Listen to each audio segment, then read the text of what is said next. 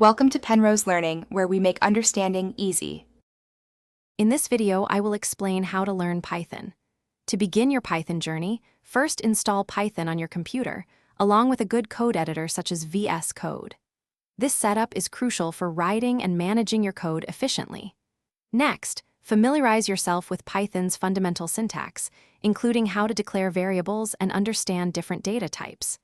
Finally, write and execute a simple hello world program to confirm your setup is working correctly and to see immediate results. Once your environment is ready, dive into Python's core concepts. Master control flow by learning how to use if-else statements for conditional logic and various loops for repetitive tasks. Next, explore Python's powerful built-in data structures, such as lists for ordered collections and dictionaries for key-value pairs. Understanding these structures is vital for organizing data. Finally, learn to define and call functions, which are essential for writing modular and reusable code, making your programs more efficient and easier to manage.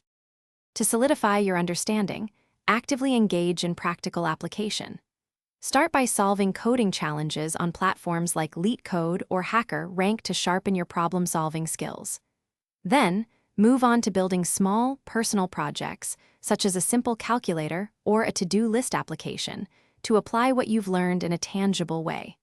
For more advanced experience, consider contributing to open-source projects. This offers valuable exposure to collaborative development and real-world code bases, significantly boosting your practical skills.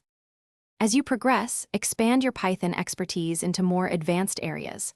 Delve into object-oriented programming, understanding concepts like classes, objects, inheritance, and polymorphism, which are crucial for building complex applications. Next, explore powerful third-party libraries such as NumPy for numerical computing and Pandas for data analysis, which are widely used in various fields. Finally, consider specializing in areas like web development by learning frameworks like Flask or Django, opening up many exciting career opportunities and project possibilities. Thanks for watching. If this was helpful, leave a like and consider subscribing. See you next time.